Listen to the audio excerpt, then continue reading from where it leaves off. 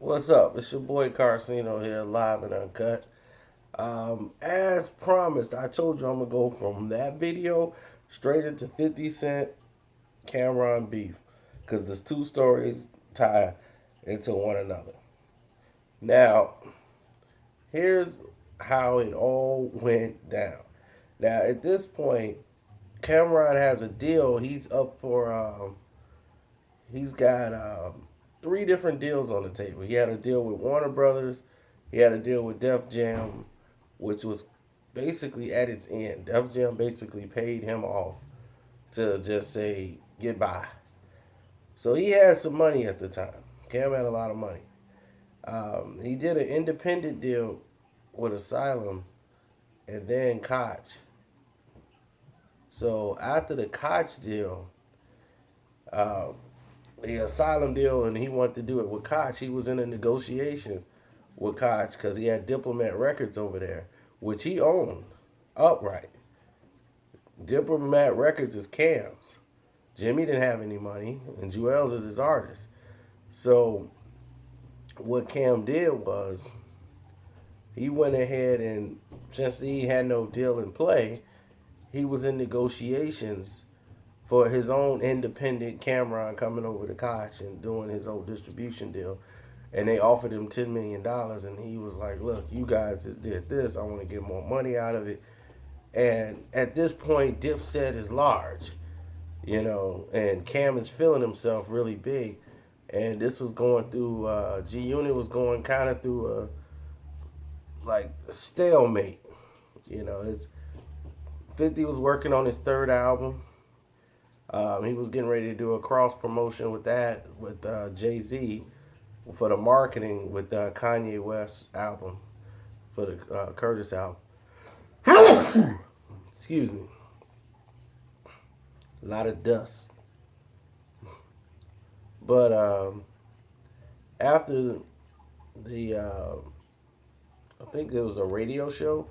50 was on there talking about what he was going to do and what he was getting ready to present and come out with projects. Then all of a sudden, everything turns upside down.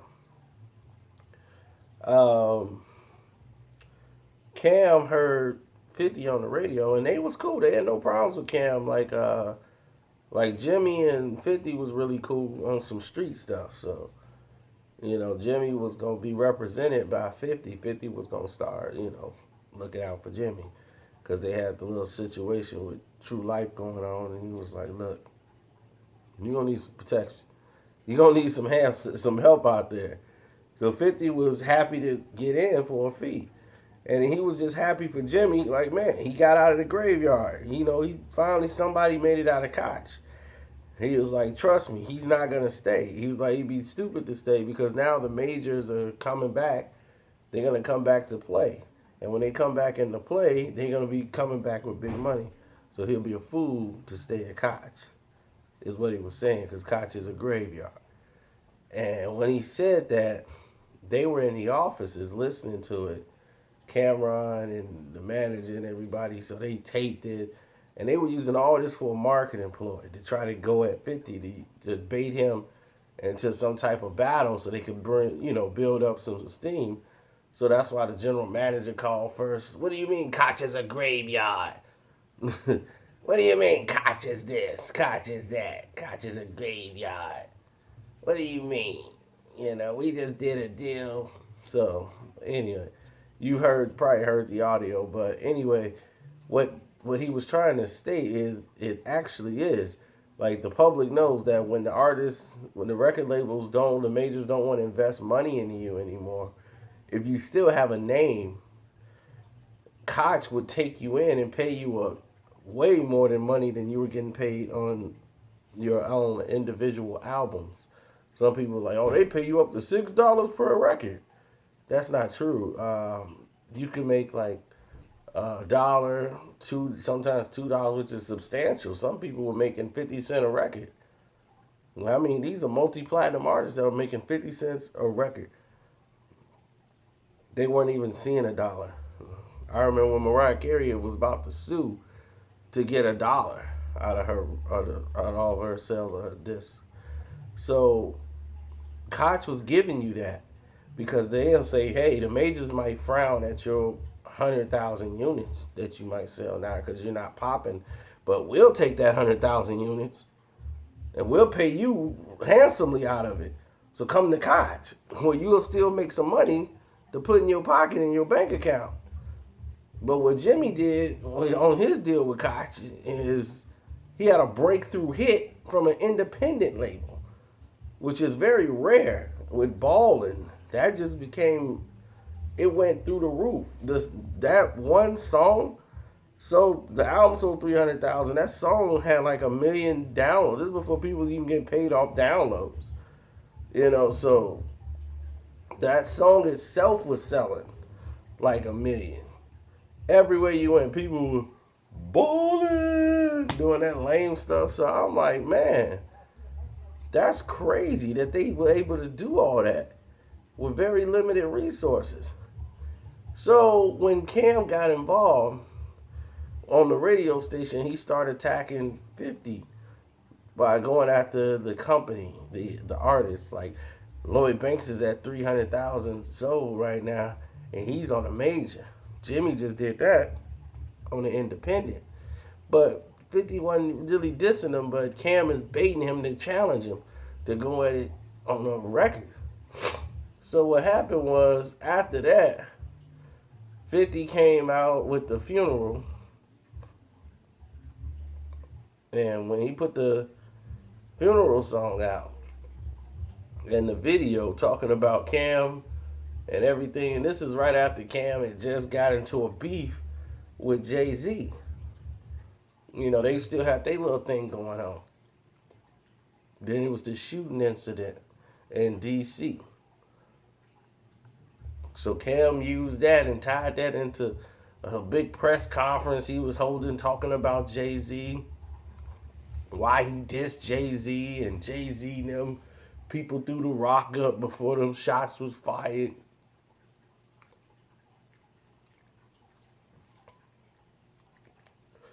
So anyway, Flip is at his house in Connecticut because this wasn't something he planned on doing. But now he know he got to pay a lot of attention to Cam and use this as an engine for his album. Cam comes back with the Curtis song. Curtis! Calling him Bugs Monkey and all this stuff. They had the picture of 50 with the beaver teeth and calling him Curtis. And they coming back with all the comedy making fun of 50. And 50 was like, oh, okay, well, they got a good thing. Okay, we probably finna have this going back and forth for a minute. And in the middle of it, True Life, Cam had a little incident at the studio. Too many wars for Cam. You got the Jay-Z situation, who's a giant in the game. You got 50 Cent on the other side, who's the other giant in the game. You going at both of them at the same time. It's financially going to be exhausting for you. You're not going to be able to keep up the pace. And then to top everything off, what happened? He was getting ready to do he was filming Curtis 2. And Cam was filming a whole lot of stuff, so he wasn't around a lot. So after that, he was promoting, after he did the Curtis, they did the Killer season was out. He had a lot of stuff going on the streets. So when you had a lot of stuff going on in the streets and a lot of material, a lot of artists getting ready to put their projects forward, like Hell Rell had his mixtapes, and Junior Ryder and all those guys, 50 was building this album and using the energy of that beef for the album. And when he had, when he named his album Curtis, based off the diss song Curtis. Curtis! Everybody was like, yeah, Curtis. So he named his album Curtis. Just use it as promotion. Like, you're promoting my album. So when they play that song, Yelling Curtis, I hope all of them go out and buy Curtis. That's my name, Curtis. He's like, I don't care about that stuff. But after Cam got pistol whipped and he ran, like, he went away and all that stuff. And right after that, his mom had a stroke, like a real nasty stroke. She had like two strokes or something like that. And it's weird because once that happened, he had no other body to take care of his mom. So they had to go to a specialist that was like in Florida. And that's when everybody saw him make that video all the way from Florida. And he was at the beach house. He was staying there rehabilitating his mom personally. He put all business on side and he was gone. People was like, where is Cam? We need approval on this. Def Jam need approval for Juelz. Where is Cam? We need Cam to do this. We need Cam to do that. So all of a sudden, oh, I'm sorry, y'all. I had to take care of that. Somebody was trying to call in the middle of the video, but everybody's looking for Cam. It was like a search party for him. And then his mom had another heart attack or stroke while she was there going through the treatments. So Cam's mother had two vicious strokes back to back while she was at the facility. So with all of this going down, Cam was basically just out of the picture. He didn't really care about the business no more. And it was just too much going on with Def Jam. They were going through changes. And they was like, look, we want to put Juelz out. Juelz like, look, I'm getting away from this Dipset thing. And then Jim Jones, this led into the beef with Cam and Jimmy. Because Jim would call and be like, yo, man, what's going on, man? I don't understand, man. I know you told me already what's going on with Mom Dukes. But man, we gotta get back to business, baby. We gotta get back to business, baby. And every time they say, oh yeah, I know, but we gotta get back to business. He was like, dude, my mom had a stroke. I'm the only one that could take care of her out here. She has no other family but me. I'm the only one that could take care of her. So I gotta be here I gotta do this. But at the same time, Cam should have realized that business has to continue. Other people's lives, they gotta eat, they got a future, even though that it's not like they don't care about your moms. The world still revolves and still goes round. So you gotta get back to business. So eventually he ends up selling Juelz Santana's contract back to Def Jam for $2 million. He sold and got rid of Juelz. Because Juelz got disrespectful with Cam. He was just really like, forget him. I'm doing this thing now. He hanging out with all the Houston dudes. And he's sipping on syrup. And they paying him to jump on mixtapes. And he just rocking mixtapes. And like, yeah, man, I'm going to chill with you, Wayne. I'm cool doing all that. So when he did all this, at that time, they were like, okay, well, hold on. There's got to be a mute button on here. So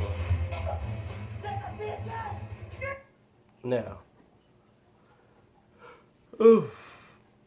after all of that was done and concluded, Juelz Santana was like, look, I'm going to go with Wayne and all them, dude. They rolling right now. They doing their thing. Wayne is cool.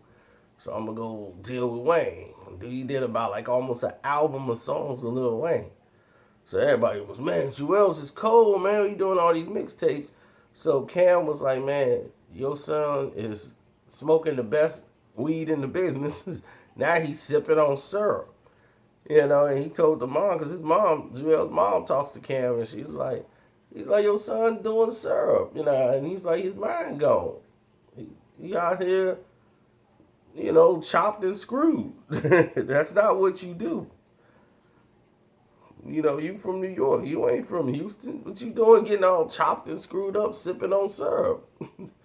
So he's like, I don't deal. That's why I don't talk to him. Every time I see him, he's syruped up. So Cam let him go. Jimmy comes back into the fold and goes, "Yo, man, we gotta talk." And he was talking about, man, look, everybody already think we beefing, man. Let's go and me and you, man, we go and like we throw some songs back and forth at each other. You know what I'm saying? And we make some money off this because we already got a buzz. Everybody thinking we beefing and stuff. So we do a couple of radio shows and throw out some diss records. So Cam like, diss you? Like, I don't make fake diss records. If I diss somebody, it's because of a situation. I'm not finna start doing that. Like, but why would you even say something like that? If a person says something like that, it's like they really want to diss you anyway. That's how Cam was looking at it. Like, you must really want to diss me for a reason. And you just trying to play the angle like, yeah, I want to diss you, but I need you. So I ain't going to just completely diss you, but I do want to diss you. So let's just make it like it's fake. So when it's all over, we back cool. But I'm going to say a whole bunch of stuff about you on the songs. It's like, nah, Cam didn't want to do it. So Jimmy was salty about that. So they ain't speak for a while.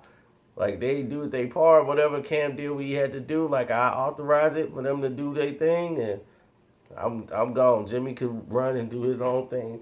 I'm going to do mine. So when he did that album he put out, I Get It in Ohio. When Cam was going around, he was independent.